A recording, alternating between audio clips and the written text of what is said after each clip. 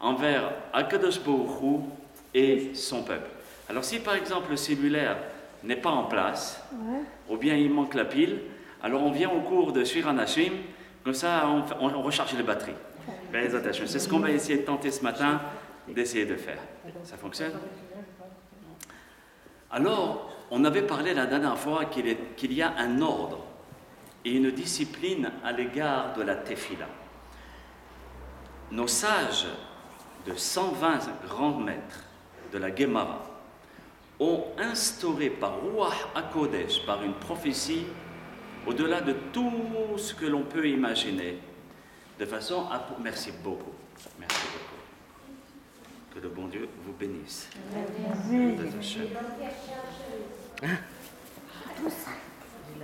Baruch Ata Adonai Eloheinu Melech HaOlam Shehakol Nihiya Bidvaro. Amen. Vas-y, je peux pas passer. Donc, on a expliqué que l'ordre, c'était au départ de déjà glorifier Akadosh Baruch Hu, de l'exalter. C'est exactement par rapport à un roi ou un président, quand on va lui demander ce que nous devons lui demander. Est-ce que tout de suite, en rentrant dans le bureau, on va lui dire bonjour, j'ai besoin de ça? Non. Bonjour, comment vous allez? Vous savez, j'ai entendu beaucoup de bonnes choses de vous, votre réputation vous devance. D'accord, un tas d'éloges. Et ensuite, doucement, on essaye de venir à là où on désire lui demander. D'accord? Et pas tout d'un coup. Alors si pour un être humain, on fait ainsi, Alahat Kama Vekama avec Akadosh Baruch Hu qui lui nous apprend de quelle manière on doit se comporter. Et de la manière dont on se comporte avec Hachem, on se comporte aussi avec les êtres humains. Et donc, on demande déjà par les mismorim, les mismor qui veut dire les louanges, les glorifications, exalter Akadosh Baruch Hu, Alléluia, Baruch She'amar, Yotzer Or Borei Hosher, de dire tout ce qu'il a fait et tout ce qu'il fait à chaque instant. Ensuite, on passe à la Hamida. Au début de la Hamida aussi, il y a les 3 brachot, comme nous avons expliqué, qui est l'exaltation, où on explique qu'Hachem Yitbarach est le boss du monde, le maître, et En Od Milevado. Et seulement après, on demande à Tahonen la Damda. Donc, le Hafetz Haïm, je pense que je vous avais donné cette métaphore, mais elle est tellement belle qu'il faut la rapporter. Le Hafetz Haïm rapporte une métaphore par rapport à la tefila, où il dit c'est comme une personne qui est en train de diriger une caravane, et que pendant tout le moment, où celui qui était à l'intérieur du carrosse lui disait fais très attention, on va passer dans un restaurant, on va bien manger, mais je te demande une chose, de ne pas trop boire. Moi j'aurai le droit parce que je suis dans la caravane. Très bien, le cocher il dit bien pas de problème, on est ensemble. Très bien, ils mangent tous ensemble, mais notre cocher malheureusement avait bu un verre de trop. Il était pas saoul, mais un petit peu la tête qui tournait. Et il dit à la personne qui était dans le carrosse, vous ne faites pas de soucis, tout est sous contrôle. Voilà, tout est sous contrôle. Tout est sous contrôle. Donc, qu'est-ce qu'il fait, notre cocher? Il commence à avancer. C'est sûr, celui qui était dans le carrosse ne se faisait pas de soucis. Mais malheureusement, la tête a commencé à tourner de plus en plus à cause de la chaleur et le soleil qui lui tapait sur la tête, et la tête a commencé à tourner. Et ce n'est plus lui qui dirigeait les chevaux, mais c'était les chevaux qui étaient en train de diriger le carrosse. Jusqu'à un certain point où le pauvre, il s'est endormi avec les lanières dans la main, mais malheureusement en train de dormir. Et c'est là où vous pouvez imaginer la suite. C'est évident que celui qui était dans le carrosse lui dit « Mais qu'est-ce qui est arrivé ?» Il lui dit « Mon Excellence, vous comprenez, et la tête elle a commencé à tourner, mais normalement, vous savez, c'est des chevaux qui connaissent exactement la direction. Je ne faisais pas de soucis. » Et c'est là où cette personne, et c'est ce que le Hafetz Haïm nous dit, faites très attention à ce que ce soit jamais les chevaux qui dirigent ta vie, mais toi, pareil à l'égard du Ben Israël. Chacun d'entre nous, on doit être très vigilant pour ne pas donner les rênes au Yetzer Hara. mais que nous puissions, qui sont les chevaux, mais que nous puissions toujours être conscients, faire attention à ce que ce soit nous qui avons notre vie entre nos mains. Plusieurs fois dans mes conférences, je demande aux gens, quel est le cadeau? On vous dit, maintenant vous avez la possibilité de demander une chose, et cette chose-là, on vous l'accorde. Une seule chose. Quelle serait la requête que vous pourrez demander? Imaginez dans votre tête, vous avez la requête? C'est bon? Très bien. Alors je vais vous surprendre peut-être. Mais nos hachamim nous disent que le plus beau cadeau qu'une personne peut recevoir, c'est vrai que la santé est très importante, il est vrai que l'argent est très important, les enfants qui sont benachad est très important, avoir une bonne situation est très important. Mais être maître de son être, ça c'est le plus beau cadeau. Être maître dans chaque situation, dans chaque circonstance, et d'avoir les rênes entre les mains de ma vie, à ce moment-là, nous sommes l'homme le plus riche au monde. Et j'ai appris que les anciens Chinois, dans les combats, demandent toujours avant de faire attention, de toujours être maître de ton corps. Chaque mouvement doit être réfléchi. Un mouvement ou une jambe qui part ne doit pas partir sans réflexion. Alahad kama vekama pour nous, qui avons la Torah Gdusha et dont la science des Chinois vient d'Abraham Avinu alava shalom, qui a transmis à ses enfants qui sont partis en Chine. Donc c'est là, si vous voulez, le mashal du Chafetz Chaim. De même, le Toldot Aharon, qui est un des élèves du Baal Shem Tov, Toldot Yosef plutôt, il nous dit c'est exactement comme le fait de s'adresser à quelqu'un d'important comme un président, un roi, exactement avec Akadosh Baruch Hu. Au départ, on fait les Alléluia, comme je vous ai dit. Même avant les Alléluia, qu'est-ce qu'il y a? Les korbanot. On fait des sacrifices. Parce que les dire, c'est comme les faire. Un shalma parim sefatenu. Et tu considéreras nos sacrifices avec nos paroles. Tu les considéreras, ce sera pareil.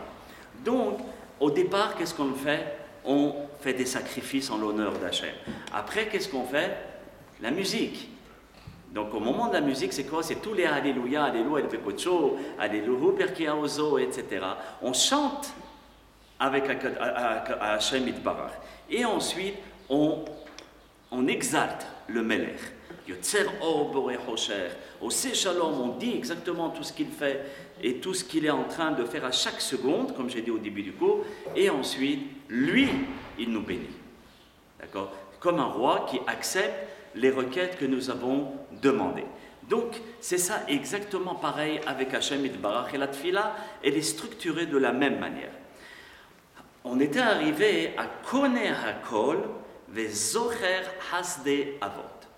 Qui veut dire, Koneh Hakol, tout appartient. Les Chachmei Mekubalim disent qu'à ce moment-là, il faut bien penser qu'Hachem Itbarach, c'est pas seulement que tout lui appartient. Connaître, c'est acquérir. C'est pas seulement ça. C'est qu'il est le maître de chaque chose qui se passe sur terre. Chaque mouvement, chaque feuille qui tombe, même s'il y a un ange derrière, comme dit la Gemara, chaque feuille qui tombe, il y a un malach qui est derrière. Chaque branche qui bouge, c'est un ange qui est derrière. Mais derrière cet ange, c'est Hachem Itbarach, ce mot-là, qui s'occupe et qui se soucie de chaque fourmi, de chaque papillon, de chaque chose qui se passe sur notre planète et davantage pour le peuple d'Israël. Donc, c'est ça le fait de dire « connais Hakol », tout appartient. Tu es le maître de tout. C'est pas comme quelqu'un qui invente un robot et puis ce robot, à la sortie, il devient fou, il frappe l'inventeur. Non, Hachem Itbarach, c'est le maître. Et ensuite, on dit « Bezocher hasde avot ». Tu te souviens éternellement des bontés des pères. Cela veut dire qu'ici, on ne va pas venir devant Hachem Itbarach par rapport à ce que nous sommes. Même si on fait du bien, même si on fait des mitzvot et des maasim tovim, et vient au shiur du mercredi matin et d'autres shiurim, qui Baruch Hashem est tout en votre honneur, c'est extraordinaire. Le monde, il tourne, si on est les seuls, grâce à nous. Le monde entier. Parce que lorsque l'on étudie la Torah, On est associé à la création du monde. Vous savez, un jour, il y avait le Gaon de Vilna qui étudiait, et juste, il étudiait avant la Tfila. Et juste avant la Tfila, il lève sa tête et il voit un enfant rentrer dans le Beth Midrash. Il s'arrête, il regarde cet enfant, mais il le fixe. Il se dit, waouh, je voudrais, après la Tfila, parler à cet enfant. Tout le monde est en train de se demander, le Gaon de Vilna, pourquoi il veut parler à cet enfant? Donc on avertit cet enfant, tu sais, le Gaon veut te parler. Pendant toute la Tfila, le pauvre, il ne savait plus où se mettre. Il ne savait pas qu'est-ce qu'il voulait de lui, quelle bêtise il avait pu faire. Bon, après la Tfila, l'enfant s'approche du rabbi, et le rabbi lui dit, dis-moi, je voudrais que tu me dises qu'est-ce que tu as fait cette nuit, ou hier soir. L'enfant paniqué, il dit, je vous promets, je n'ai pas fait de bêtises, j'ai fait mon Kriyat Shema à la Mita, je suis rentré dans mon lit, etc. Il lui dit après. Et c'est l'enfant là où il avoue, il dit, Rabbi, je n'arrivais pas à dormir, j'ai eu une insomnie. Alors j'ai récité toutes les Mishnayot du Cheder, toutes les Mishnayot, je les ai récitées pendant au moins 3 à 4 heures. Le Gaon lui dit, écoute mon fils, sache que pendant ces 3 heures, il n'y a personne qui étudiait la Torah dans le monde entier. Et grâce à toi, le monde a subsisté. Regarde un petit peu le kavod qu'on doit te faire. Regarde, tu es l'associé d'Hachem Yitbarach. Parce qu'à ce moment, mais il fallait être le Gaon pour savoir et pour le voir. Que personne n'étudiait à ce moment-là. J'en suis sûr que le Gaon étudiait aussi, mais il voulait donner tout l'honneur à cet enfant. Regardez un petit peu quand quelqu'un étudie la Torah. Donc lorsqu'on dit Zoché Hasda Avot, même si on est quelqu'un de bien et d'exemplaire, jamais il faut demander à Hachem parce que nous sommes bien ou parce qu'on fait des mitzvot, mais par rapport à nos ancêtres. Et si ce n'est pas Abraham, Yitzhak et Yaakov, c'est nos grands-pères et nos grands-mères qui ont pleuré pour que nous, on puisse être en Eretz HaKodesh. C'est grâce à leurs larmes, les larmes qu'ils ont versées. Je marchais au Kotel ce Shabbat et j'étais pendant les Hagim, je disais, regarde, Baruch Hashem, tu marches chaque 4 pas, ça veut dire chaque 2 mètres, tu as accompli une mitzvah. C'est le seul endroit où on accomplit une mitzvah, en marchant. C'est le seul endroit. En Eretz HaKodesh. Et où tu vas?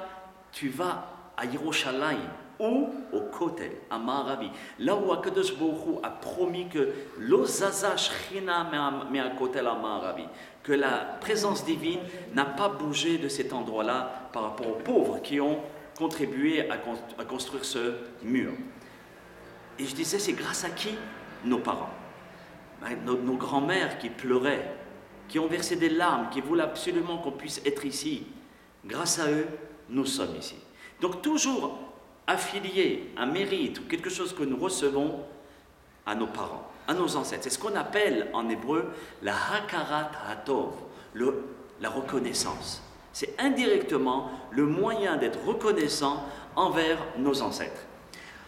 Ensuite, on mevi goel, la Hamida on dit, et tu vas faire venir le libérateur qui est le Mashiach. Alors il y a ce qu'on appelle la Géoula pratit et la Géoula klalit. Il y a la libération individuelle et la libération de tout le peuple. Donc dans cette bracha, il faut inclure les deux. Et l'individuel, on a tous des soucis, tous des difficultés. Il faut demander à ce moment-là, ou il faut penser à ce moment-là, parce qu'on n'a pas parlé, d'accord, pendant les 3 premières brachot, mais il faut penser qu'Hachem Yitbarach a une solution à tout problème. C'est ça Goël. Goël, c'est quelqu'un qui donne la possibilité de trouver les solutions et de les donner. Et lorsqu'on parle du Goël, d'accord, Klali, c'est Mashiach. Vous savez que lorsque le Mashiach va venir, il y a 5 brachot à réciter. Dans le She'elot Vetshuvot de Lev Chaim, au volume 2 et au verset 42, là-bas le Rav rapporte ces 5 bénédictions. Donc qui est la première, Baruch Ata Hashem Ga'al Israël. La deuxième, qui est Baruch Ata Hashem, Shehianu, Vikiemanu, Vigianu la Zeman Azeh. La troisième, Shehalak Mechochmato Li'iria. On parle à Dieu qui a donné, qui a partagé sa sagesse à ceux qui le craignent. Le fait de craindre Akadosh Baruch Hu, on a un cadeau. Lequel cadeau? De la Chokhmah. C'est un beau cadeau. C'est la première bénédiction des requêtes que nous faisons dans la Hamida. Celui qui a de la Chokhmah, il comprend tout ce qui se passe autour de lui. Il comprend les chemins d'Hachem. Ensuite, chez Halak me Chokhmat mi Kvodo l'Ereav, qui a partagé son kavod à ceux qui le craignent. Quand je regarde les Admourim, quand je regarde ces Rabbanim, qui sont respectés, parce qu'Hachem Yitbarach partage son kavod à ceux qui craignent Hachem Yitbarach. Et ces Admourim et ces Hachamim, s'ils sont respectés, c'est parce qu'ils craignent Hachem. Et la dernière bracha, Hacham Arazim, ça on le fait pour les grands Talmidei Hachamim, pour le Gadol Hador, le Hacham, le cèdre de la sagesse. D'accord, quelqu'un qui est fort et puissant en Torah. Donc, Hachem Yitbarach a donné de son kavod, de sa chokhmah à ce Mashiach. Lorsque beaucoup de personnes me posent la question, ils me disent, mais comment on va être au courant qu'Hachem Yitbarach va envoyer le Mashiach? Alors j'avais répondu un Shabbat, que j'étais invité chez un ami, et il me dit, et je lui ai dit comme ça, tu vois, Hachem Yitbarach fait tourner le monde. Il s'occupe de chaque fourmi, de chaque microbe, de chaque chose. Est-ce qu'il ne va pas s'occuper de nous pour nous faire savoir que le Mashiach va venir? Regarde un petit peu comment Hachem s'occupe de la technologie. Comment il donne la chokhmah aux sages pour pouvoir faire des brevets et pouvoir mettre en place tout ce qu'ils trouvent, toutes les recherches. On a trouvé ce qu'on appelle Monsieur Cellulaire, on a trouvé Monsieur Internet, on a trouvé Madame Télévision, on a trouvé Monsieur X, etc. Un tas de moyens de communication. Tu crois qu'Hachem Yitbarach, est-ce que tu penses qu'à un moment, Hachem Yitbarach ne peut pas faire sonner tous les cellulaires, parce que 90% de la société ont les cellulaires. Il ne peut pas nous les faire sonner et puis nous dire « Allô mon chéri » ou « Ma chérie ». Mashiach, il est là. Il va venir. Baruch Hashem. Et toi, tu vas dire, attends, 2 minutes. Est-ce que je rêve ou bien est-ce que c'est vrai? Alors, donc, ça veut dire tous ceux qui sont devant leur écran de télévision ou bien d'ordinateur, à ce moment-là, ça va s'allumer, quelqu'un va venir qui va être Eliyahu Hanavi. Et qu'Eliyahu va leur dire, voilà, ça y est, le moment il est venu. Donc, ce n'est pas impossible de la main d'Hachem Yitbarach. Rien n'est impossible. C'est ça, En Od Milevado. Le monde connaît à Kol. Le monde est dans sa main. Chaque mouvement, c'est lui qui le dirige. Donc, c'est les 5 bénédictions que nous devrons faire, Be'ezat Hachem, et aussi En Od Milevado, qui veut dire que tout est entre les mains d'Hachem Yitbarach. Le Gaon Rabbi Chaim Mevalojin, il a transmis à ses élèves, et un de ses élèves se trouvait au moment de la Shoah. Et il y avait des Allemands, les SS, qui se trouvaient devant lui. Et il a commencé à avoir peur. Et c'est là où les propos de son maître est venu dans sa tête, qui était le Gaon Mevilna, qui était venu dans sa tête, et il lui a dit, il lui a transmis, à lui comme à tous ses élèves, écoute mon fils, tu veux que tes ennemis se mettent à genoux devant toi? Alors souviens-toi que En Od Milevado, il n'y a rien qui se passe sans l'autorisation d'Akadosh Baruch Hu. Si tu le penses et tu le sens et tu vibres cette parole, rien ne t'arrivera. À ce moment-là, le Gaon Rabbi Chaim Mevalojin s'est ressaisi et il a continué à marcher. Les SS, qui sont pire que les animaux, n'ont même pas touché ni fait une réflexion au Gaon Rabbi Chaim Mevalojin. Rien du tout. Ni ses papiers, ni rien. Il est passé droit. Ceci parce qu'il a eu confiance à Hachem Yitbarach. Donc, une fois, ce grand Gaon le Gaon Rabbi Chaim Mevalojin, il se trouvait devant son rabbi. Ça, c'est pour vous montrer l'importance du Mashiach, qu'est-ce qu'il va être. Quel Hacham, quand on va dire Hacham Arazim, le sage qui est comme un cèdre, c'est-à-dire qui ne bouge pas, qui a une connaissance phénoménale et qui a un Ruach HaKodesh, alors, je vous donnerai un petit exemple par rapport à un de nos rabbanim qui était contemporain, le Gaon Mevilna, Rabbi Eliyahu Mevilna. Il était dans notre génération, c'est pas un Rishon, ni un Tana, ni un Amora. Il fait partie des Aharonim. Ce grand maître, un jour, ses élèves l'ont vu en train de pleurer. Il me dit, Rabbi, pourquoi vous pleurez? Qu'est-ce qui se passe? Et il avoue, il dit à ses élèves très proches, il leur dit, écoutez, chaque soir, il y a des malachim qui viennent dans mon bureau, des anges qui viennent dans mon bureau et qui m'apprennent des secrets de la Torah. Vous savez que le Gaon de Vilna avait une connaissance et une maîtrise de la Torah, quelque chose de phénoménal, comme le Baal Shem Tov, comme tous ces grands maîtres, d'accord, qui étaient de la même génération. C'était des anges qui venaient les voir et qui leur apprenaient des mystères et des centaines de milliers, de milliards de connaissances. Et le Gaon, à ce moment-là, il dit, vous savez pourquoi je pleure? Parce qu'ils m'ont tellement transmis de connaissances que j'ai oublié un détail. Et ce détail-là, j'essaye de me creuser la tête pour le retrouver, et je n'y arrive pas. Avoir perdu un yahalom, une pierre précieuse, est-ce que vous ne pleurez pas pour vous à ma place?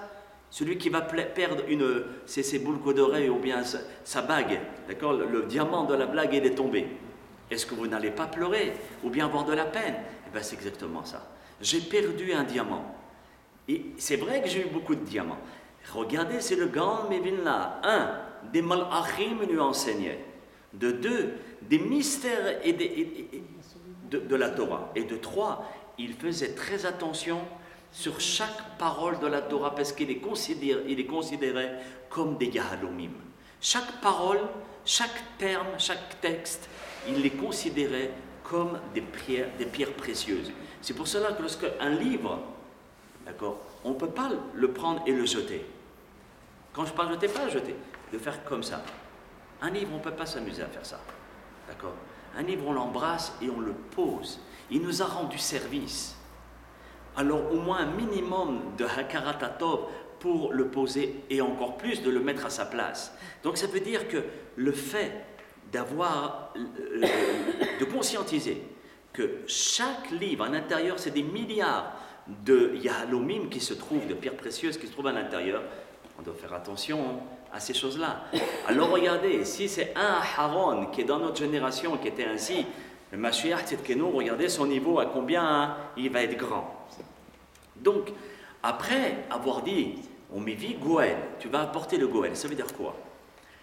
Même s'il ne vient pas dans ma génération, j'ai une confiance profonde et je ne doute pas qu'Hachem Yitbarach apportera son Mashiach dans ma génération ou dans une autre génération. Livne benehem, d'accord, tu vas apporter à nos enfants de nos enfants. C'est-à-dire, même si nous n'aurons pas le mérite, on aura obligatoirement cette promesse qui va se réaliser. Et surtout que nos hachamim nous disent que dans notre génération, on a le mérite, et d'un côté, la difficulté, que le Mashiach est dans notre génération. Donc ça veut dire que d'être confiant qu'Hachem Yitbarach va l'apporter. Et même s'il n'est pas dans notre génération, venir, il viendra. Et ensuite, on dit les Ma'an Shemo Be'ahava. C'est 3 mots. Pour ton nom dans l'amour. Le dernier cours, on a expliqué c'était quoi l'amour et qu'est-ce qu'on obtenait à travers ces 3 amours. D'accord? Ve'afta et Hashem Elokecha bechol levavcha uvchol nafshecha uvchol meodecha. On avait expliqué aussi l'amour que nous devons avoir envers le prochain, les 3. Donc, combien de portes on peut ouvrir devant nous? Ici, cet amour-là, on nous l'insinue. Et les Ma'an Shemo, ce Mashiach ne le demande pas parce qu'on est rempli de soucis. On ne le demande pas parce qu'on est rempli de problèmes ou de chas v'shalom, de maladies. On le demande parce qu'on veut que le nom d'Akadosh Baruch Hu soit exalté. Et que les nations ne connaissent pas Hachem Yitbarach. Et d'avoir de la peine que le monde entier fait fausse route. Avoir de la peine. Qu'Hachem Yitbarach se cache. Il n'est pas dévoilé. Donc les Ma'an Shemo, pour qui le Mashiach? Pour qui ce dévoilement divin? Pour toi, Hachem Yitbarach. Pas seulement pour recevoir, c'est sûr qu'indirectement, on recevra tout. Parce qu'une fois que Hachem Yitbarach, sa lumière se développe, se dégage de partout, automatiquement la joie, la bonté, la bracha, les maladies disparaîtront, viendront. Mais l'idée première, c'est parce que je veux que ce soit pour toi, que ton nom soit connu enfin. D'accord? Donc c'est les Ma'an Shemo Be'ahava. Ensuite, qu'est-ce qu'on dit? Meler, Ozer, Umoshia, Umagen. D'accord? Meler, tu es un roi. Mais pas n'importe quel roi. Tu es Ozer. tu aides chacun d'entre nous. Et que tout ce qui nous arrive, c'est parce que nous sommes aidés par Hachem Yitbarach. Et si on réussit quoi que ce soit, c'est parce qu'Hachem Yitbarach est derrière. Et si je n'ai pas réussi, aussi parce qu'Hachem Yitbarach a décidé pour mon bien. D'accord, un jour, je devais donner un cours et l'écran, d'accord, et l'ordinateur que j'avais apporté pour donner, pour montrer aux gens, d'accord, les couleurs, les façons de regarder les couleurs selon la Kabbalah et selon la Torah, et quel est l'impact qu'on peut avoir à notre égard, tout est tombé en panne. Tout. Je me suis travaillé, ça c'est évident, ça ne vient pas comme ça, mais j'ai dit à Hachem Yitbarach, c'est ce qu'il fait. Et s'il a fait ainsi, c'est pour notre bien. Et après, j'ai compris que c'était plus que pour notre bien. D'accord? De façon à ce que je puisse donner un autre cours, mais qui allait avant ce cours que j'allais montrer. De façon à préparer le cours, parce que j'avais compris pendant le cours qu'ils n'auraient pas compris une fois avec les vidéos. Il fallait préparer. Alors Hachem Yitbarach m'a donné non pas une claque, mais une caresse. D'accord? Et c'est là où il faut être hacham et demander l'aide d'Hachem pour comprendre que c'est une caresse et non pas une claque. D'accord? Donc, Melech Ozer, qui aide, ou Moshia, dans chaque situation, tu nous libères. Parfois, on est dans des situations très difficiles. On est dans des pkakim. Ne serait-ce que ça, on est dans des embouteillages. On ne voit plus la fin. On a un rendez-vous très important. Moshia. Hachem, c'est lui. On s'est perdu. On ne sait plus où on est. Si on se perd, c'est pas pour rien. J'ai appris, moi qui me perds souvent, d'accord, j'ai appris une chose d'un grand gadol. Là où tu te perds, arrête-toi. Fais une bracha de chez Akoni Abidvaro sur un bonbon. C'est pour ça que j'ai toujours des bonbons et des chocolats sur moi. Comme ça, quand je me perds, j'en tire un chez Akoni Abidvaro. Et peut-être dans cet endroit où je me suis perdu, j'avais un tikkun à faire. Et à ce moment-là, on retrouve tout de suite la place où on doit aller. C'est incroyable. Donc, Melech Ozer ou Moshia, ou Magen, et tu protèges. C'est pas seulement que tu nous libères. La personne qui est libérée, ben là, je te sors des prisons ou bien de tes problèmes, bye, coltou. Hachem Yitbarach continue. Il nous téléphone, il nous suit. Et il est là, derrière, à nous protéger. Magen, c'est un bouclier. Il prend les coups pour nous, comme j'avais expliqué par rapport à cet aigle qui met les enfants sur son dos.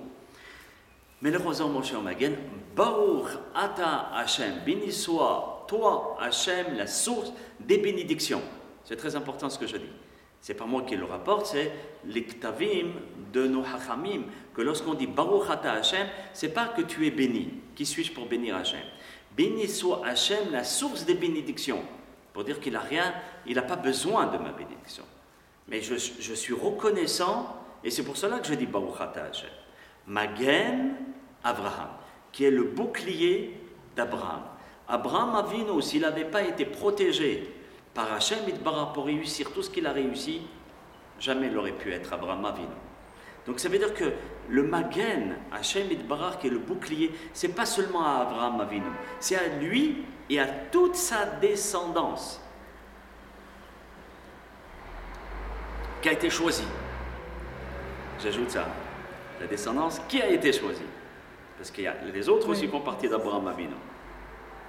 Lorsque l'on dit Magen Abraham aussi, ici, encore une fois, on ne rapporte pas nos mérites, on rapporte nos avot.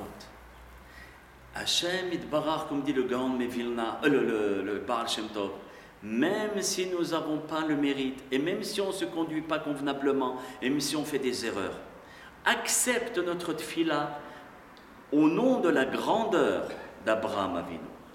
C'est pour ça qu'on cite Abraham, qui est lui qui a mis le monothéisme. Et si nous sommes ici, c'est pour beaucoup grâce à lui. Donc on mentionne indirectement son mérite de façon à faire passer la Hamida. Regardez ce que nous dit le Sfat Emet. Le Sfat Emet, le Hadmour de Gour, il dit Chayav Adam le mort, Matai yagiu maasai le maasei avotai. Chacun d'entre nous, on doit se poser la question et se dire quand est-ce mes actions seront comme les actions de mes ancêtres. Lorsqu'on dit Magen Abraham, c'est prendre exemple d'Abraham Avinu, de connaître sa vie, de connaître ses nisyonotes, les épreuves dans lesquelles il est passé, d'apprendre vraiment comment il s'est comporté au moment de ces épreuves-là, et de se dire, ah, Hachem, fasse que ce que je puisse être comme Abraham Avinu. Alors le Pirkei de Rabbi Eliezer pose une question, il dit, mais comment on peut se mesurer à Abraham Avinu? Déjà, Alvaï, pourvu que je puisse me mesurer et me comparer à un Rav de ma génération. D'accord? Au Rabbanim de ma génération. Et grâce à lui, il y a des grands de ma génération. Qu'est-ce que je vais aller chercher à Abraham Avinu? Le Pirkei de Rabbi Eliezer répond très simplement. Il dit, sache, ça c'est une règle fondamentale pour la réussite d'un sportif et d'un juif. Parce qu'un juif, c'est un sportif de naissance. D'accord? Alors, comment il doit faire? Lorsqu'il doit faire le sport, ou bien la Torah Kedusha, il ne doit pas mettre la barre basse. Il doit mettre la barre toujours haute, de façon à sauter encore plus haut, à faire encore plus d'efforts. Et c'est que de cette manière qu'il pourra relever des défis, grandir, être encore meilleur de ce qu'il était auparavant. Donc si on se compare au rabbanim de notre génération, c'est, on va dire, 5 millions. La barre est à 5 millions de kilomètres de la Terre. Mais lorsqu'on va se mettre au niveau d'Abraham Avinu, c'est 5 billions de trillions. Alors, on va mettre la barre encore plus haute. En mettant la barre plus haute, j'ai des chances à arriver à 5 millions. D'accord? Ça veut dire au rabbanim de ma génération. Mais si je la mets de ma génération, ça va devenir à 30%. Vous savez, un jour, ça me fait penser à un maasé du Chazon Ish, le maître de Bnei Brak. Et le Chazon Ish, une fois, le médecin lui a dit, écoutez bien Rabbi, vous êtes fatigué, vous êtes âgé, reposez-vous. Je vous interdis de dormir trop tard. Vous savez, le Gaon Chazon Ish, c'était l'étude, le Chazon Ish. Non, tu as dit, je vous interdis de dormir trop tard. Oui. Dormez tôt. Ah. Dormez tôt. Donc, vous savez, quand on est comme le Gaon, on ne peut pas s'abstenir d'étudier. C'est notre oxygène. Sans ça, on ne peut pas vivre. Et le Chazon Ish n'arrivait pas à dormir. Donc c'est évident que si le petit enfant récite toutes les Mishnayot, lui il va réciter tout le chasse. Et il commence à réviser. Et vous savez, quand un Gaon il commence à réviser, tiens, il y a une question ici, il faudrait que je réponde comme ça. Non, mais si je réponds de cette manière, ça va contredire le Khatam Sofer et ça va contredire le Tosfot. Et il commence à rentrer dans l'étude. Bon, c'est sûr que la lumière était allumée. Et le docteur était en train de regarder et il voit que la lumière, encore une fois, était allumée. Il lui dit, écoutez, Rabbi, je vous avais donné conseil de dormir de bonne heure. J'ai vu que la lumière s'est éteinte à 4 heures du matin. Et vous vous levez à 5h30. Comment vous pouvez faire? Écoutez, la réponse du Chazon Ish, si chacun d'entre nous on faisait ainsi, oh, combien on pourrait être grand. Il dit, si moi, je m'arrête à minuit, comme vous me le conseillez, alors les rabbanim, quand ils vont voir que la lumière du Chazon Ish est éteinte, ils vont s'arrêter à 11h. Et les Avreché Kollel, ceux qui étudient dans les kollels, ils vont s'arrêter à 10h. Et les Talmidim de la Yeshiva vont s'arrêter à 9h. Et puis le Baal HaBayit, qui termine son travail, va s'arrêter à 7h. Et puis les garçons de l'école, quand ils vont sortir de l'école pour ensuite aller voir le Rav pour prendre un petit cours de Mishnah ou de Gemara ou de Halakha, ils vont s'arrêter à 5h ou 4h. À 5h et 4h, il n'y a plus d'études, parce qu'ils sont encore à l'école. Donc, ne serait-ce que lorsqu'ils vont sortir de l'école, il n'y a pas de cours. Et donc, regardez la boule de neige qu'il risque d'avoir et la répercussion de perte de Torah qu'il peut avoir. Cela veut dire que lorsqu'on est un modèle, on ne peut pas réduire la flamme. Cette flamme, on la regarde. Et c'est elle qui nous donne le courage de continuer. Et je suis conscient que les gdolim de ma ville regardent cette lumière. Je me rappelle quand j'étais aux États-Unis et je regardais la lumière de Rabbi Molubavitch qui était toujours allumée. Et je disais, regarde un petit peu. Dormir, il ne dort pas. Comment moi je vais aller dormir? Il est plus âgé que moi et moi j'ai toute ma force et je ne vais pas aller étudier. Et donc ça nous donne du punch. Et chacun d'entre nous, parents, enfants, chacun, nous devons être l'exemple de là où on est. L'exemple de la famille, l'exemple de l'école, l'exemple de la société. Et grâce à cet exemple, on peut aller très très très loin. Je fais plein de maracines par rapport à l'exemple, mais on va essayer de continuer par rapport à ça. Ce que le Sfat Emet, je n'ai pas terminé ce qu'il disait, il disait comme ça. Il le rapporte au nom du Tanya. Il dit Yesh lechol bar Israël.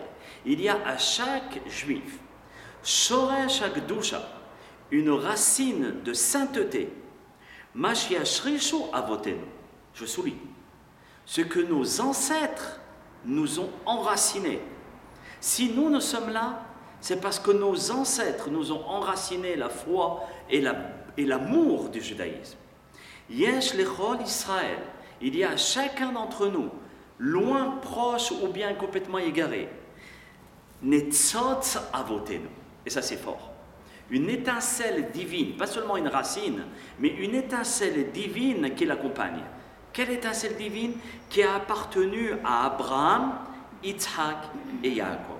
C'est pour cela que l'on dit Magen Abraham. Indirectement, on fait rapport avec ce Netzot, avec cette étincelle divine qui se trouve à l'intérieur de moi, qui est rattachée avec Abraham Avinu et qui me donne la possibilité d'avancer dans ma vie. Donc le juif le plus éloigné est toujours attaché au grand. On ne peut pas dire c'est de la perte de temps ou c'est pas besoin de lui parler. C'est vrai que des réflexions, il ne faut pas trop en faire dans notre génération, mais de prier pour lui et d'être un exemple pour lui, il ne faut jamais se lasser. Et la deuxième chose par rapport au fait de dire que même le plus éloigné, il a un ethos d'Abraham Avinu. Il me semble vous avoir apporté, comme ce soir, c'est la journée de la Shoah. Je vous rapportais d'un grand homme qui est devenu grand quand il est parti de ce monde. Je pense vous avoir apporté cette anecdote, mais elle est tellement belle qu'il faut la rapporter. La re-rapporter. C'était un président de communauté à l'époque de la Shoah. Il était président. Non pas parce qu'il était religieux, loin de là, non pas parce qu'il connaissait la Torah, loin de là, mais parce qu'il avait de l'argent et il pouvait épauler la communauté. C'est tout. Mais cet homme s'appelait Shalom Fischlitzk. Shalom Fischlitzk. Il se faisait appeler Albert. Ou un nom allemand. On va l'appeler Albert parce que je ne me rappelle plus son prénom allemand. Il ne voulait jamais qu'on l'appelle Shalom. Il était marié avec une Allemande. Il n'avait ni Kashrut, ni Torah, ni Yirat Shamayim, ni rien du tout. La seule chose qu'il avait, Baruch Hashem, et c'est important, dès qu'on lui demandait de l'argent pour l'électricité de la synagogue ou quoi que ce soit, il mettait la main dans la poche et il la sortait pleine. D'accord? Parce qu'on peut sortir la main et on sort un sou. Un jour, au moment où la guerre a éclaté, les SS ont commencé à frapper à sa porte. Vous savez comment ils frappaient à coup de poing. Notre Shalom, il ouvre la porte très simplement, il dit qu'est-ce qui se passe? Et les SS, ils rentrent avec méchanceté, ils prennent par les habits notre juif complètement assimilé. Il lui dit, est-ce que tu es juif? Notre Shalom ne répond pas. Les SS le secouent encore plus, est-ce que tu es juif? Il ne répond pas. 3, 4, 5 fois comme ça. Ils le prennent de manière atroce et ils l'amènent à la synagogue. Il lui dit, on sait que tu as les clés de ce temple, ouvre-le. Et il l'amène jusqu'au Echal. Et devant le Echal, ils cassent les portes, ils ouvrent les portes, et il y a le Sefer Torah. Ils prennent le Sefer Torah et ils lui donnent. Il lui dit, écoute bien, si tu n'es pas un juif, alors tu seras capable de faire ce que nous te demandons de faire. Jette ce Sefer Torah par terre. Il prend ce Sefer Torah. Il l'embrasse de toutes ses forces en disant Shema Israël, Hashem Elokeinu, Hashem Echad. Et il meurt par les coups donnés par les SS. Hashem Amizichnam, Hashem Idkom Damam, Shekolam Israël. Regardez ce Ben Israël. Au dernier moment, il va sortir la phrase clé Shema Israël. Tu as un Israël. Tu as un Etzotz qui est attaché à Abraham Avinu. Tu ne peux pas te perdre. Tu as un Shoresh qui est attaché au Avot Avotenu. Voilà les paroles de nos Gdolim. Que lorsqu'on va dire Magen Avraham, je me reconnecte avec nos Avot Avotenu qui ont su, eux, servir Hashem Itbarach. Et grâce à ce Netzot, je ne peux jamais me perdre. Et même si apparemment, extérieurement, je suis perdu, avec une boucle d'oreille, des cheveux colorés, et puis une coupe de je ne sais pas trop quoi, et des boucles d'oreilles dans le nez, et puis des tatouages, je reste toujours un juif au fond de moi. Hier soir, j'ai été voir une famille, et j'étais en train de parler, et à ce moment-là, d'autres choses, hein, c'était un OC d'autre chose, un autre sujet. Tout de suite, tous ces gens-là, c'est des non-religieux, mais quelque chose de grave. D'un coup, il y en a un qui dit, comment on met les téphilines? Et l'autre dit, ah, j'ai une paire de téphilines, vous pouvez m'arranger le nœud. Et l'autre qui parle de tzitzit, et pourquoi, et comment. Et qui commence, là je voyais les flammes de ces gens qui, les pauvres, loin, commençaient à se rallumer. Pour dire qu'ils ne demandent qu'une seule chose, allume-moi. Allume cette petite flamme qui est à l'intérieur de nous. Et tant qu'un Ben Israël est vivant, on peut allumer cette flamme. D'accord? Elle ne peut jamais s'éteindre, la bougie. Jamais. Donc regardez un petit peu ce Fischlitz, à combien il nous donne le modèle et l'exemple qu'un Ben Israël, il a une racine qui est avotenu, qui est à l'intérieur de lui. Le Tana d'Evidiyahu, il nous dit, sache que si on mentionne Magen Avraham, parce que ça a été l'homme, le tzaddik de la génération, qui jamais posait la question à Hachem, pourquoi? Rentre dans la fournaise. Il rentrait dans la fournaise. Prends ton fils et va le sacrifier. De lui descendra tout le peuple d'Israël, mais je te demande de le sacrifier. Pas de question. Les Mefarshim disent même dans son subconscient, il n'y avait pas de question. Ce qu'Hachem dit, il n'y a pas à remettre en question, il n'y a même pas à poser la question. Parce que si je pose la question, je remets en question. C'est incroyable. Quand on dit Magen Abraham, c'est indirectement, on demande à Hachem, aide-moi à être ainsi, d'accepter le verdict divin, d'accepter ce que tu fais, mais pas l'accepter malgré moi, l'accepter parce que je comprends que tu es là pour moi. Donc c'est là la première partie de la Hamida. Là on a fini la première partie. Maintenant on rentre dans la deuxième partie de la Hamida. C'est Gvurot, la puissance d'Hachem. Ata Gibor Leolam Hachem. On va essayer de traduire le texte. Tu es puissant, tu es grand, tu es fort, Hachem, à l'éternité. Mehaye Metim Ata. Tu fais vivre les morts. Rav Lehoshia. De nombreuses sont tes libérations, le fait que tu nous libères. En hiver, on dit Mashivaruah Humorida Geshem. Tu fais souffler le vent et tomber la pluie. On va apprendre qu'est-ce que ça veut dire cette bracha. Et Moridatal, en été, tu fais descendre la rosée. Indirectement, j'ouvre une petite parenthèse. Ça vous rappelle rien, Tal? La rosée? La rosée? C'était le cours de la dernière fois. Tal, 39, qui était les 3 fois Ahava, les 3 fois amour. Et par ces 3 fois, on obtient le Tal, qui ici, indirectement, on insinue cet amour à l'égard du prochain et de Dieu. Mechalkel Haim Behesed. Tu nourris chaque vivant avec bonté. On n'a pas dit chaque être humain, chaque vivant avec bonté. Même un arbre est vivant, une feuille. Mehayemetim berahamim rabim. Tu fais vivre les morts avec beaucoup de miséricorde. Rofeh holim. Tu guéris les malades. Somer nofelim. Tu épaules celui qui va tomber. Matir asurim, tu libères les prisonniers. C'est pas seulement prisonnier en prison. Umkayem emunato lishene afar. Et tu es là à toujours être fidèle à ceux qui dorment dans la poussière, ceux-là qui sont morts. Ceux qui sont morts, tu es un Dieu qui est... On peut avoir confiance en toi. On peut avoir confiance en toi que tu vas faire la résurrection des morts.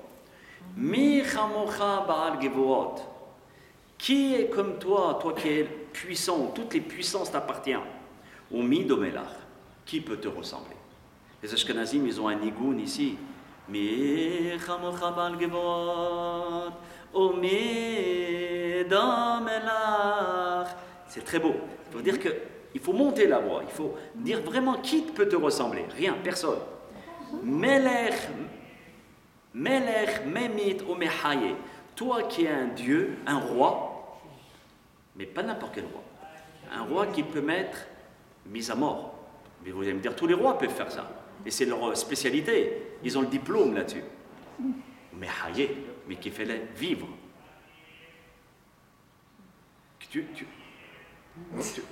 Melech Memit, tu es un dieu qui peut tuer, mais qui fait la résurrection des morts.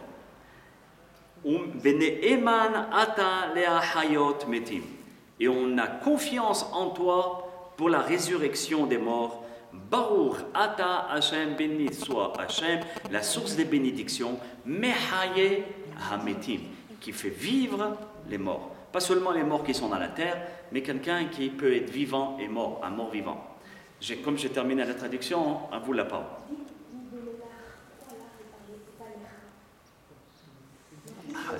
Grâce à vous, on va donner l'explication parce que j'avais oublié. Vous savez que dans la prière, nos hachamim ont pris soin. D'accord, vous avez entendu la question. Pourquoi on dit modelach, modi manahnu lach, parfois modi manahnu lecha. Parfois on dit lecha dans la tfila et parfois on dit lach dans la tfila. Lach c'est au féminin, lecha c'est au masculin. Nos hachamim ont bien pris soin de ne jamais donner un toar, je ne sais pas comment on dit, de masculin ou de féminin à Hashem Yitbarach. D'accord? Voilà, un adjectif. Il n'a pas donné d'adjectif à Hashem, on n'a pas donné d'adjectif à Hashem Yitbarach. Parfois, on dit lecha, qui est l'homme, la rigueur, la force, d'accord, le din, et parfois l'art, qui est la bonté, la douceur, la tendresse. Et quand on mélange les deux, automatiquement, ça va dépendre du texte dans lequel on va citer, de façon à impliquer et insinuer indirectement la miséricorde comme une maman qui a la miséricorde plus que le papa. D'accord? Parfois c'est le contraire, mais la miséricorde, elle est plus vers la maman. C'est pour ça qu'on dit dans la Haggadah, quand il y a le She'eno Yodea Lish'ol, quand on arrive à celui qui ne s'est pas posé de questions et que ça fait la peine, on dit au père, At petahlo. D'un coup, on s'adresse à lui au féminin. Il dit, mais je ne m'appelle pas At, je m'appelle Ata. Pourquoi la Haggadah a dit At petahlo? Ouvre-lui le cœur. Donne-lui la chance de poser une question, parce que conduis-toi comme maman. Douceur, patience, sagesse. Ne lui dis pas, mais tu n'as pas compris encore. Oh, je vais t'expliquer. Et de prendre beaucoup de patience comme une maman qui va s'armer de patience pour essayer d'expliquer à son enfant. Donc, si vous voulez, ce n'est pas le hata ou le hat, c'est plutôt ce qui se cache derrière. D'accord? On était arrivé à la traduction. Ata Gibor, donc on reprend. Ata Gibor Leolam Hashem. Toi, tu es très fort. Ata Hashem. Très, très, très puissant. Un jour, il y avait le Maguid de Yerushalayim qui était en train de faire la Hamida. Et son petit-fils est passé dessous son talit. Vous savez que les petits-enfants, quand ils sont enfants, ça court, ça gambade, comme dirait l'autre. Ça gambade. Et donc, il a gambadé sur le talit, d'accord, de notre Admour, notre arabe. Il est ressorti, cet enfant, dans la même seconde, mais en courant. En courant et en pleurant. Et il s'est caché dans une salle et il n'a plus voulu parler. Jusqu'à ce que cette peur qu'il a eue, il ne comprenait pas ce qui est arrivé, est passée. Et on lui a demandé à cet enfant de 3-4 ans, mais qu'est-ce qui s'est passé? Il ne disait rien. Jusqu'un jour où ce petit enfant est devenu un gaon. Il a dit, aujourd'hui je vais vous révéler pourquoi je suis sorti en courant du talit, là où mon grand-père était en train de prier.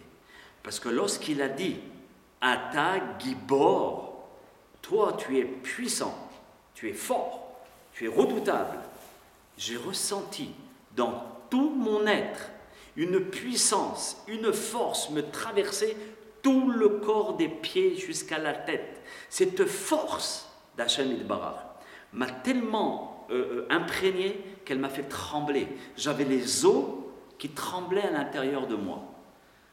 Tellement ça tremblait que j'ai couru. C'est même plus moi qui ai couru. C'est mes jambes qui m'ont amené à courir pour me cacher et calmer cette peur. Cette peur d'Hachem Yitbarach d'un côté, mais qui maintenant s'est développée, maintenant qu'il est grand, le Rav, en amour. Mais je ne pouvais pas avoir cet amour si je n'avais pas cette crainte. Car l'un est indéniable par rapport à l'autre, ils sont attachés. Et quelqu'un qui me dit j'aime Hachem mais je ne le crains pas, il ne sait pas qu'est-ce que c'est l'amour, d'accord, par rapport au respect qu'on doit avoir à Hachem. Regardez un petit peu comment on doit réciter la Hamida avec émotion. Et toujours je reprends cette phrase, ne jamais se dire Hachem il est loin. Hachem il est dans les cieux et puis ma tfila va arriver jusqu'à là-haut l'année prochaine. Hachem Yitbarach au moment où je fais ma Hamida. Il est où? Devant moi. Pour ça, même d'après le Zohar HaKadosh, il ne faut pas ouvrir les yeux. Parce que c'est comme une sorte de chutzpah, d'effronterie, quand on regarde comme ça, qui tu regardes? Ferme tes yeux. Et si tu ne connais pas la Hamida par cœur, regarde le livre. Mais tu n'es pas en train de réciter la fable de La Fontaine, d'accord? Ou bien le journal. Alors, tu dois le lire, mais avec émotion. Et de représenter qu'Hachem Yitbarach est devant toi. On le sent. On le sent. Il y a un certain moment où c'était perdu, et Hachem Yitbarach te réveille, comme une feuille qui remue. Il te dit, tu sais où je suis au moins. N'oublie pas. Ce n'est pas de la théorie, je suis devant toi. Et parfois, vous allez ressentir très fort qu'une présence est devant vous. Une présence, mamash, est devant vous.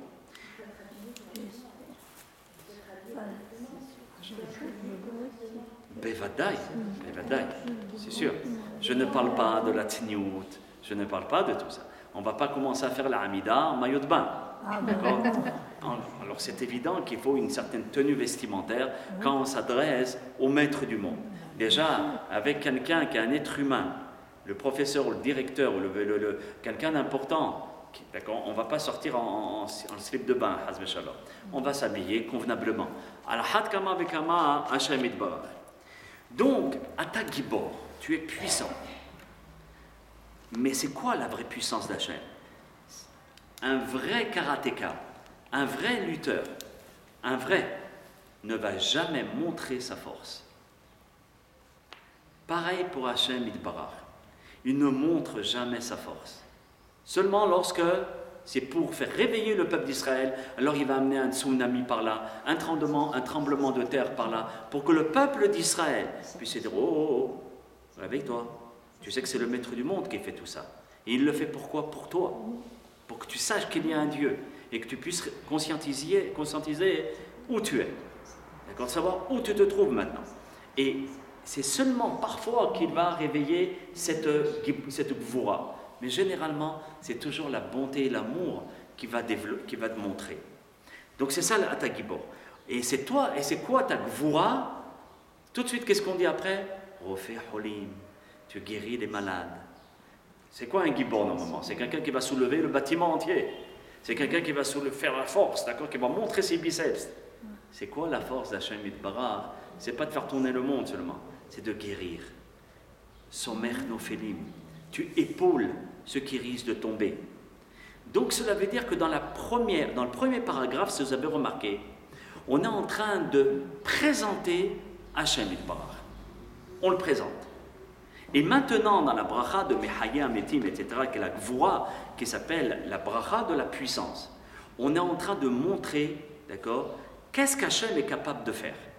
Une fois qu'on le connaît, alors regarde ce qu'il est capable de faire, d'accord, qu'il peut absolument tout faire, mais surtout, quand tu vas demander tout à l'heure dans ta Hamida, quand tu vas lui demander, donne-moi la chokhma, guéris telle personne, je t'en supplie, alors à ce moment-là, tu peux savoir et être convaincu qu'il peut le faire. Parce que c'est lui, encore une fois, le maître du monde. Parce que au départ, on te l'a présenté, mais maintenant, on te dit qu'est-ce qu'il est capable de faire. Donc, il est makshim, il peut réaliser tous tes projets, tous tes vœux.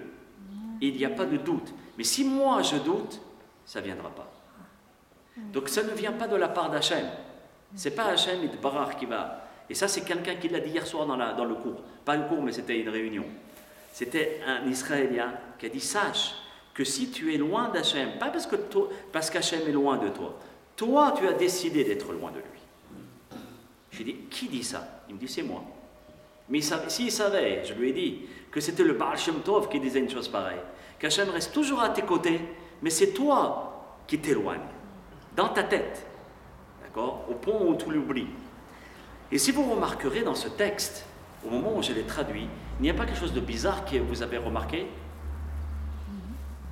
Alors je vais vous le dire. On dit, d'accord, Ata Gibor Leolam Hashem, Mechaye Metim. Mechalkel Hayim Behesed, Mechaye Metim. Mechamocha Baal Gevorot Umedomelach, ou Mechaye, Memit ou Mechaye. Veneemanata, les Ahayot Metim. Baruch Ata Hashem, Mechaye Ametim. D'accord? Mechaye Ametim. Mechaye, qu'est-ce qui se passe? On voit qu'à 5 reprises, on est en train de mentionner la Tahiyat Ametim. Ce n'est pas un hasard, mes chers amis. Vous savez qu'Akadosh Baruch Hu nous a donné une âme qui, Be'ezrat Hashem, au moment où le Mashiach va venir, parce qu'on est toujours obligé de partir de ce monde et de revenir. Même au moment où le Mashiach va venir, il y aura la Tahiyat Ametim, même pour ceux qui sont vivants. Ceux qui sont vivants doivent mourir pour pouvoir ressusciter. D'accord? On doit connaître qu'est-ce que c'est la mort, passer par cette expérience pour comprendre qu'on n'est que des êtres humains. De deux aussi, pour permettre à notre corps de se métamorphoser. Lorsque le corps aura subi la mort et qu'il va se relever, il ne va pas se relever de la même manière, la même force et les capacités qu'il a maintenant. Il aura des capacités de recevoir la lumière d'Akadosh Baruch Hu.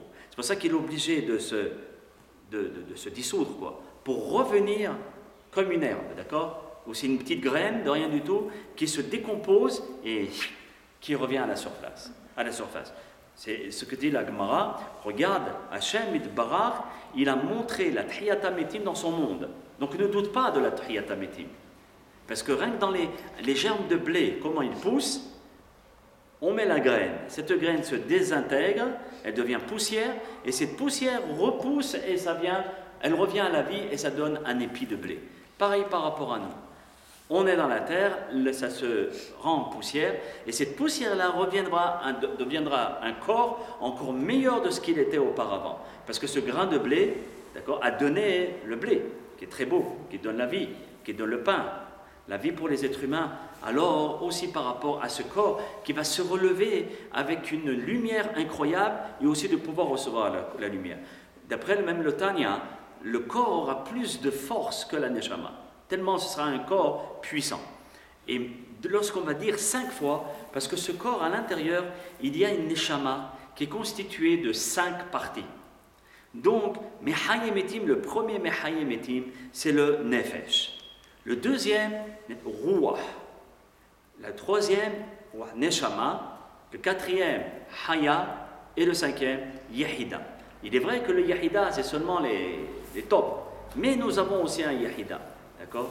Et donc ces 5 parties, au moment de la Tahiyat Ametim, on demande indirectement à Akadosh Baruch Hu, ne réveille pas seulement 1 ou 2 ou 3 parties. Tout, on veut tout. C'est pas n'importe quel Tahiyat Ametim qu'on demande, parce qu'on veut carrément toutes les forces de la résurrection des morts. Ça marche?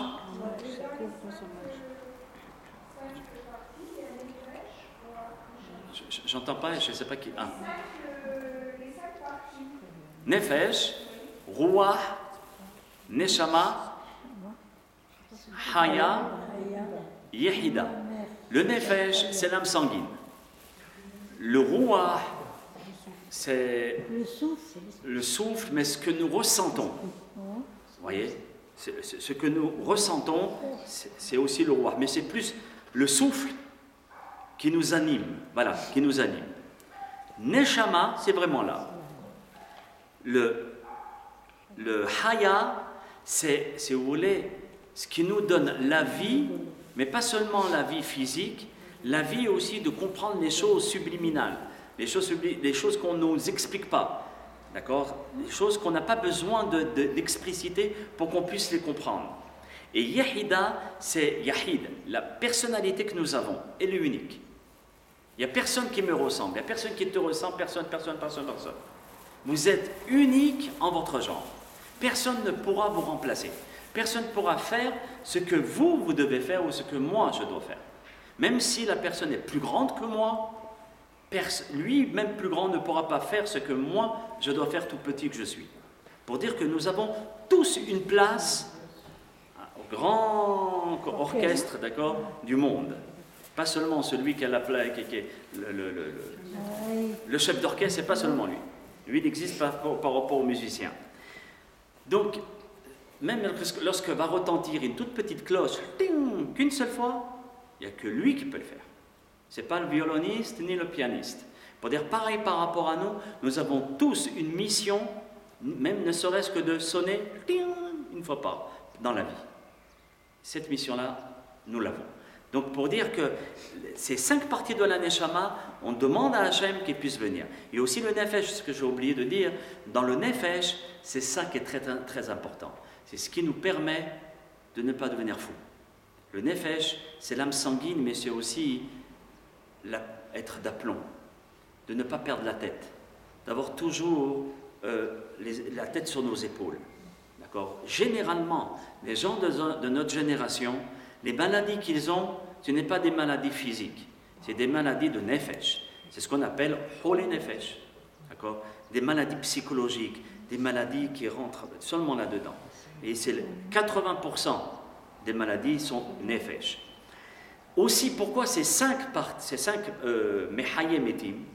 Nos sages nous disent parce qu'il y a 5 personnes dans le Talmud qui sont considérées comme morts. Et que ces 5 personnes-là, toi, Hachem, tu as le potentiel et la possibilité de leur donner la vie. Donc le premier, c'est le Ani. Ani Nehshav Kemet. Vous connaissez tous le Midrash qui nous rapporte par rapport à Esav.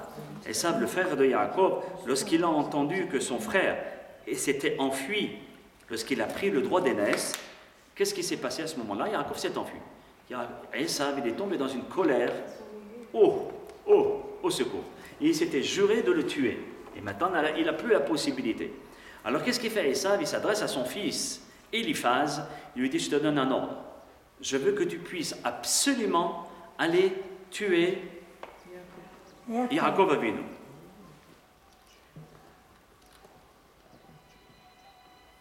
On est accompagné de musique. Yaakov Avinu ala shalom. Et je t'ordonne de le tuer.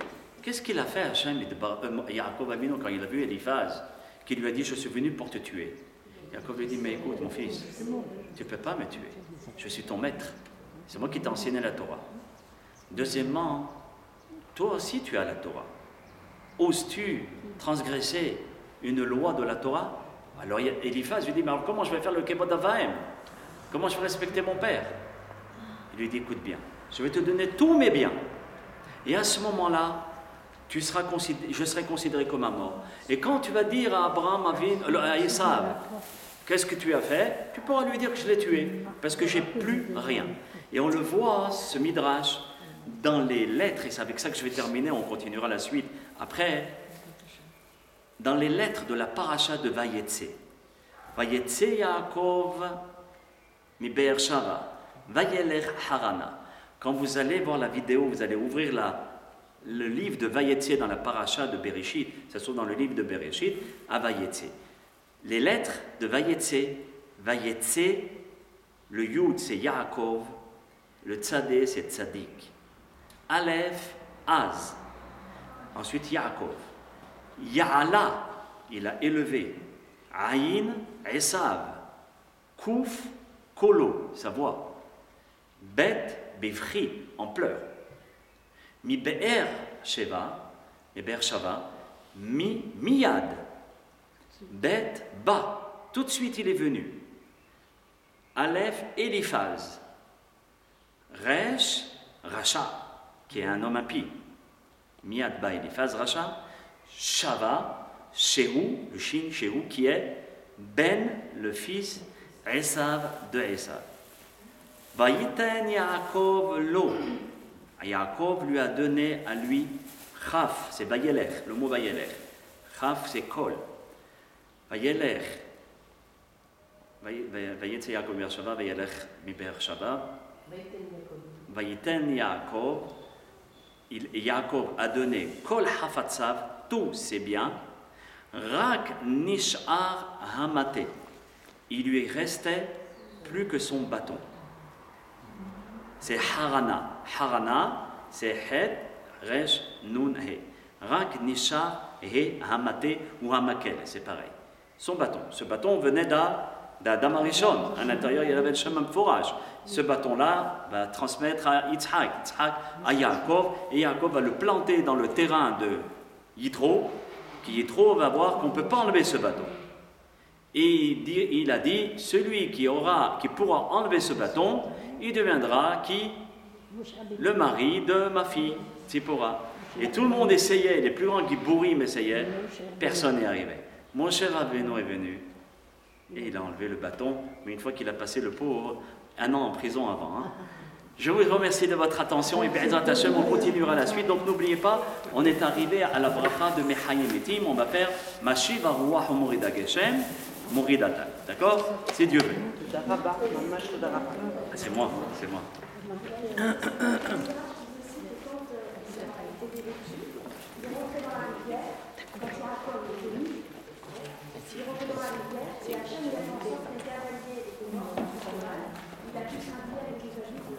Hazak, Hazak. Ça c'est le Midrash, Nachon. C'est le Midrash. Hazak ou Baruch.